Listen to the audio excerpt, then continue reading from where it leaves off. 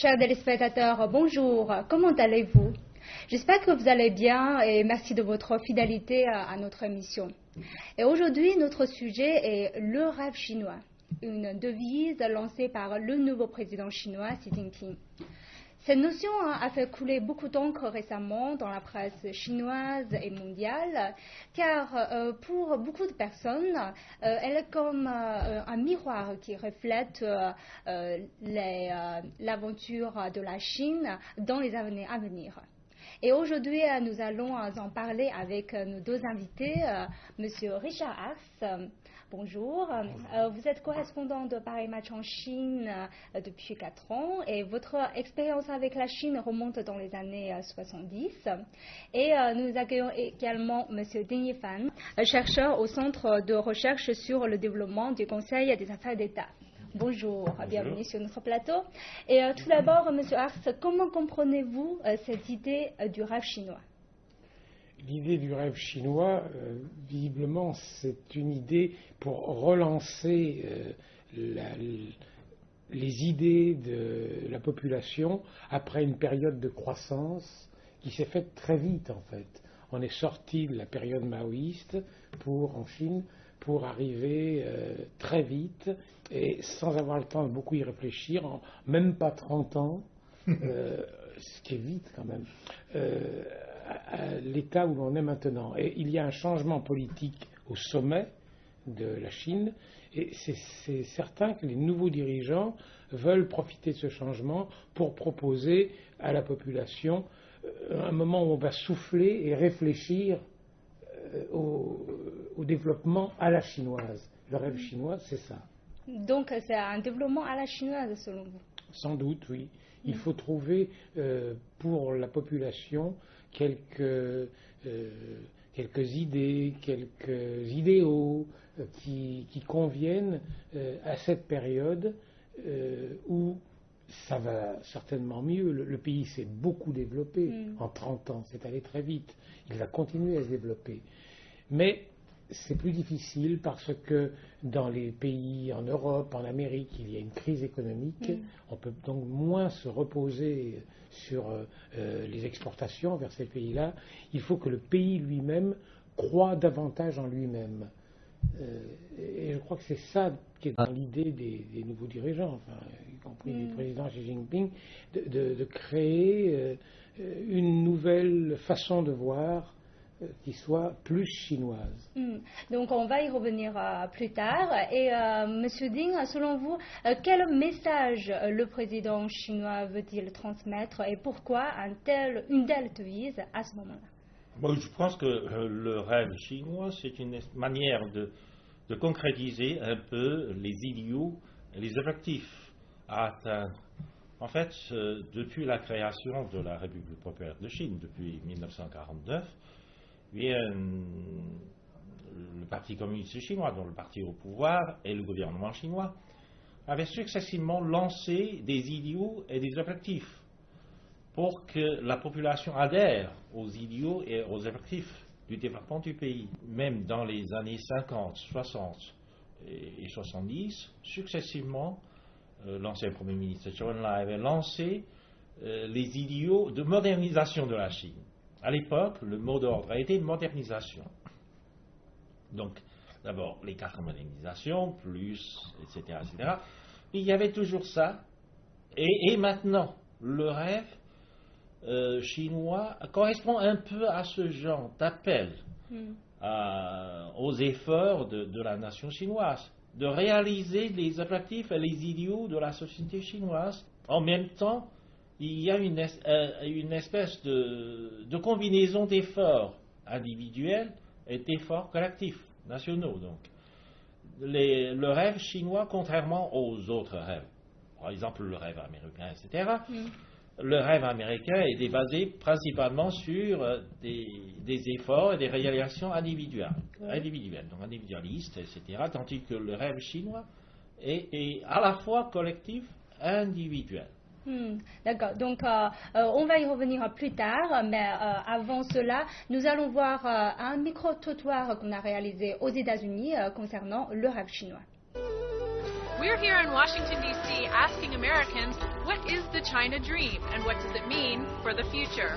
What do you think of when you think of the China dream? Prosperity. Explosive growth. The biggest up-and-comer there is. To have more of a development of the middle-class culture. So I see the Chinese dream as evolving sort of in parallel to the American dream. Starting from nothing and escalating yourself to your wildest dream. Everything can be possible. The dream of owning your own home, of having money in the bank, supporting your children, and having a little to pass on to a next generation. A generation ago, China was still very much underdeveloped, and a lot of people struggled to have really basic things. I think they have that urge to really climb up the ranks in terms of their salary and in terms of their material welfare. To be able to make it and buy a house and have property of your own, but it's slowly turning towards hoping to also get a BMW and maybe a Maserati. So. What do you hope for China in the future? Generally a more harmonious society. I want them to realize their dreams and get the world to understand what their position is,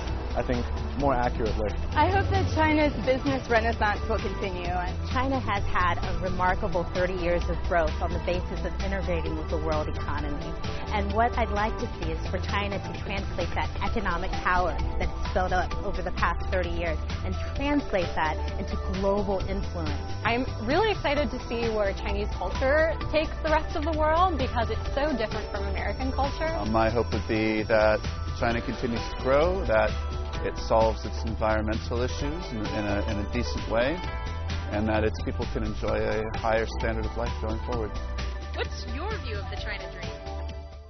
Donc, avant de continuer à parler du rêve chinois, on était aux États-Unis et quand je demande à beaucoup de gens qu'est-ce que le rêve chinois les évoque, ils me répondent tout de suite le rêve américain.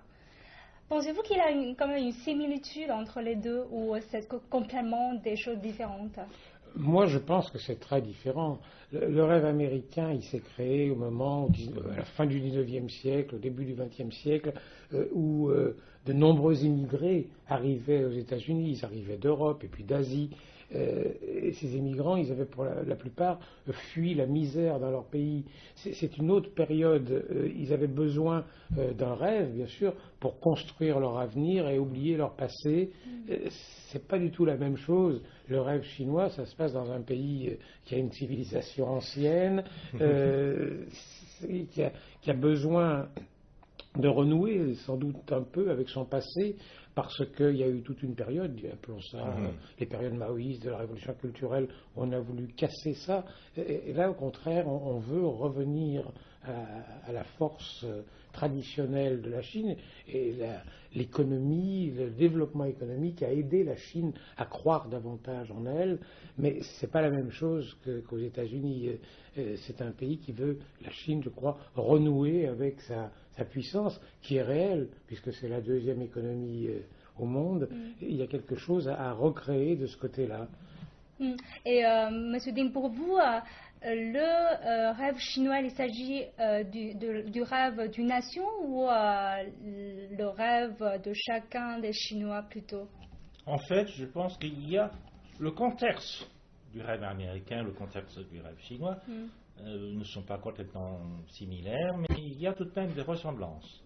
C'est-à-dire que le rêve américain est arrivé à un moment où la société américaine, en pleine boom, en pleine expansion, en développement, etc., donc, et le développement de la société américaine a attiré beaucoup d'émigrés vers les États-Unis, etc., parce qu'il y a plein d'opportunités, parce que c'était le moment de faire d'une fortune individuelle, personnelle. On allait aux États-Unis parce que c'est un continent où on peut réaliser ses rêves personnels. En fait, le rêve américain à l'époque était très limité. C'était avoir une maison individuelle, single house, comme on dit en américain. On rêve d'avoir une maison individuelle, on rêve d'avoir ses voitures, etc. C'était très concret, des conditions de vie matérielles à l'époque luxueuses. Donc une maison individuelle, des voitures qui permettent de circuler partout, c'est le symbole de la liberté individuelle. Et le rêve chinois est lancé au moment où la Chine, l'économie chinoise, la société chinoise est en pleine expansion aussi, qui offre beaucoup d'opportunités de réaliser, disons, des prouesses individuelles, personnelles aussi, et qui attire aussi beaucoup de personnes, pas seulement chinois, mais aussi dans le rêve chinois comme dans le rêve américain, il y a aussi l'effort des individus des sociétés étrangers. Là, je voudrais justement poser une question à M. Hars avant de revenir à vous.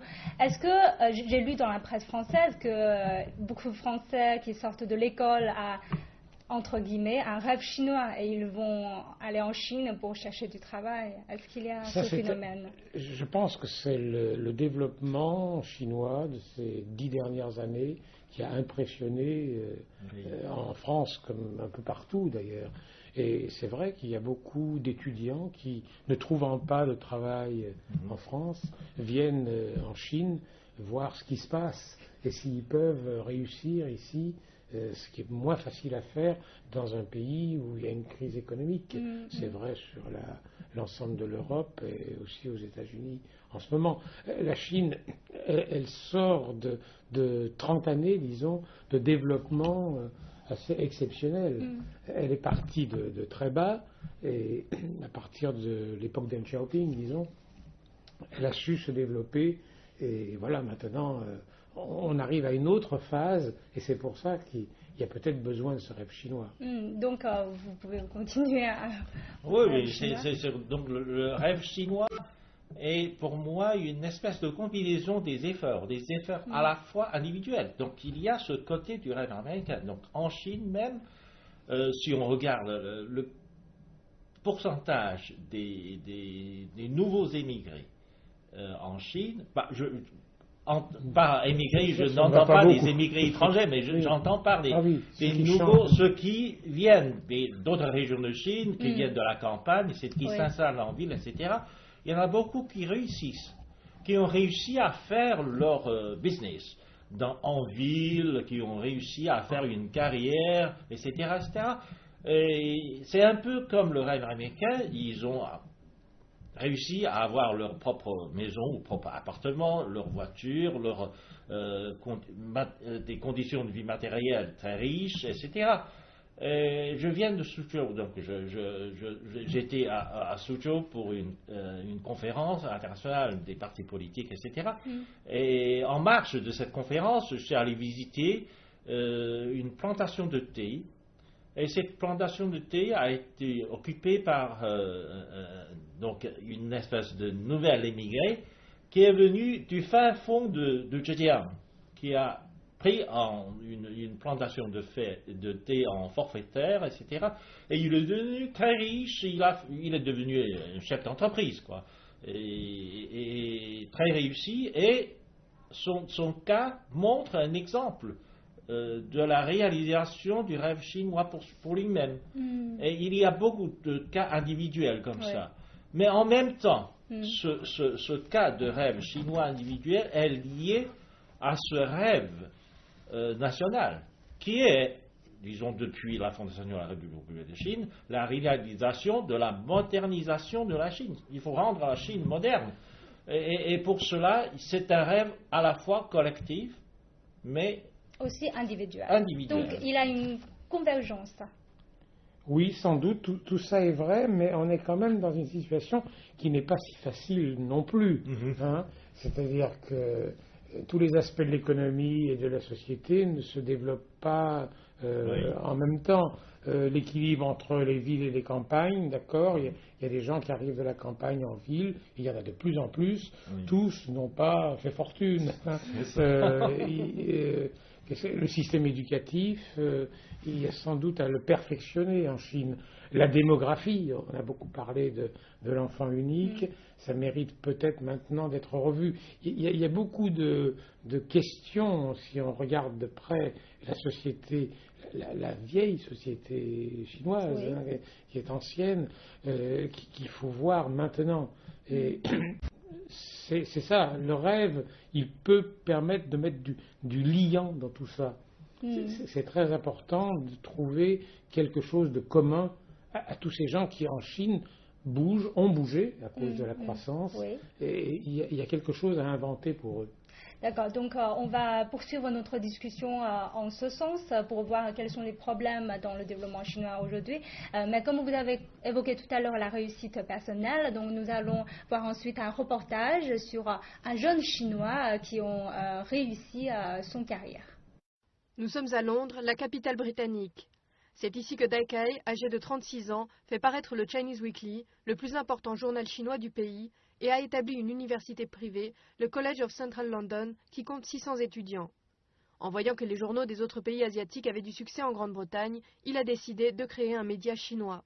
Si les Japonais et les Coréens le font très bien, nous, les Chinois, pouvons le faire encore mieux. Dai Kai et sa jeune équipe, qui n'ont pas d'expérience dans le domaine des médias, ouvrent un nouveau secteur en Europe. Ils adaptent le développement du journal aux nouveaux médias, par exemple les vidéos, les smartphones et l'iPad. Cette opportunité, c'est nous qui l'avons créée. Nous la connaissons. Le dieu des opportunités dans la Grèce antique est nu et ses cheveux le portent vers l'avant. Donc, quand nous faisons face à une opportunité, nous devons chercher à la saisir. En 4 ans, en tant que directeur, Dai Kai a dû fermer 2 fois son université en raison de difficultés posées par l'Agence des frontières de la Grande-Bretagne. La première fois, il a beaucoup perdu, mais il s'est montré patient. La deuxième fois, il a porté l'Agence des frontières devant la Cour suprême britannique pour protéger ses droits. Le jugement de la Cour suprême nous soutient. Il demande à l'Agence des frontières de la Grande-Bretagne de nous rendre notre plaque. Nous avons gagné le procès. L'année dernière, il a organisé le sommet mondial des médias chinois avec le Zhenmin Zhibao à l'université de Cambridge. À cette occasion, plus de 30 médias chinois ont visité l'université d'Oxford. Le Financial Times et le Times, les médias orientaux et occidentaux, se sont réunis pour discuter de la transformation des médias traditionnels et de l'émergence des nouveaux médias. Après avoir vécu 10 ans en Europe, Dai Kai a conservé sa créativité et son esprit d'initiative. Quand on choisit de se battre pour quelque chose, on doit le faire avec sérieux et le faire bien. Et donc, dans ce reportage, il est question de saisir une opportunité selon le héros du reportage. Pensez-vous que maintenant la société chinoise offre-t-elle suffisamment d'opportunités pour que les jeunes puissent avoir une opportunité de créer leur propre carrière? Je pense qu'en Chine, c'est de plus en plus possible. C'est ça l'évolution intéressante. Pour les Chinois, en tout cas, il y a des opportunités plus qu'il y en avait il y a 20 ans. Et également pour des étrangers qui viennent s'installer en Chine, c'est certainement plus facile. La Chine se développe à une grande vitesse et il va falloir que ce développement s'appuie plus, sans doute, sur l'intérieur du pays, notamment parce que dans les pays étrangers, il y a une crise. Donc, il va falloir inventer un projet de développement commun, une façon de vivre ensemble, de penser à ce qui peut être fait par les Chinois eux-mêmes. Donc, un rêve chinois, c'est vrai que c'est une bonne idée, il y en a besoin. Il y en a beaucoup qui pensent qu'avec beaucoup de problèmes qui ont connu la Chine actuellement et surtout une perte de crédibilité suite au scandale alimentaire ou la pollution de l'environnement, beaucoup croient que le rêve chinois est difficile à atteindre. Donc, quel est votre point de vue? Oui, c'est certain, tout n'est pas aussi facile que Ming Yifan le disait. D'abord, tous les Chinois n'ont pas eu accès à la croissance depuis 30 ans, loin de là. Et puis, il faut que le développement économique continue et touche de plus en plus de monde, ce qui veut dire sans doute que la croissance ne peut plus être autant fondée sur les exportations. Il est important maintenant pour la Chine de se tourner vers son marché intérieur. C'est un défi fondamental, je crois, pour les années qui viennent. Et là, la Chine se développera, à partir du moment où elle se développera de l'intérieur, avec tous les risques sociaux qui peuvent être avec. Il faut que tout le monde en profite. Et au passage, donc, il est important que la pollution, par exemple, soit diminuée, parce que c'est une question à laquelle la Chine doit faire très attention. Ça ne sert à rien de développer l'économie s'il y a tellement de pollution que les gens souffrent et sont malades. Et j'observe d'ailleurs, c'est très intéressant, que c'est un thème dont on ne parlait pas il y a 5 ou 6 ans encore. Et maintenant, au contraire, c'est devenu un thème majeur. Je pense que la Chine, le gouvernement, va faire des efforts dans ce domaine pour arriver à limiter la pollution. Donc, pour moi, la Chine, actuellement, c'est un problème surtout interne, alors qu'elle a été beaucoup plus tournée vers les exportations. Maintenant, elle a besoin de passer à une autre phase de développement de son économie en interne, et puis les déplacements de population, tout ce qui va avec. C'est certain que, par exemple, il y aura moins d'agriculteurs dans quelques années parce qu'ils seront arrivés en ville. Et tout ça, il faut au minimum l'organiser, le planifier, créer de nouvelles villes. Ce que la Chine jusqu'ici est arrivée à faire, il n'y a pas de raison que ça s'arrête. Mais c'est un développement avec des priorités plutôt intérieures, je crois. Et parmi les priorités internes, quelle est la priorité parmi ces priorités, M. Ding? En fait, j'ai mentionné les objectifs fixés par nos dirigeants précédents sur la réalisation de la modernisation en Chine. Donc, l'ancien Premier ministre Chun avait mentionné les 4 modernisations, donc la modernisation de l'industrie, de l'agriculture, de sciences et technologies et de la défense nationale. Et maintenant, le nouveau Premier ministre, Li Keqiang, avait mentionné aussi les 4 nouvelles modernisations d'une certaine manière, qui concernent aussi l'industrie. Le nouveau type de développement industriel, c'est une nouvelle modernisation de l'industrie, mais il y a aussi ce qu'on appelle le développement informatique, l'économie, c'est-à-dire que le développement de l'information et des outils de l'information liés à la croissance économique, etc., c'est défini comme une nouvelle modernisation. Et la 3e modernisation concerne l'urbanisation. Donc la Chine est passée dans une phase accélérée de l'urbanisation, parce que l'urbanisation, le processus de l'urbanisation a été lancé il y a une dizaine d'années, mais la Chine est entrée dans une phase accélérée de l'urbanisation. Donc il y aurait davantage de population rurale qui quittera la terre pour venir s'installer en ville, etc. Mais il faut préparer pour l'arrivée de ces nouveaux immigrés. Et tout cela veut dire qu'il y aura des investissements dans l'infrastructure, par exemple.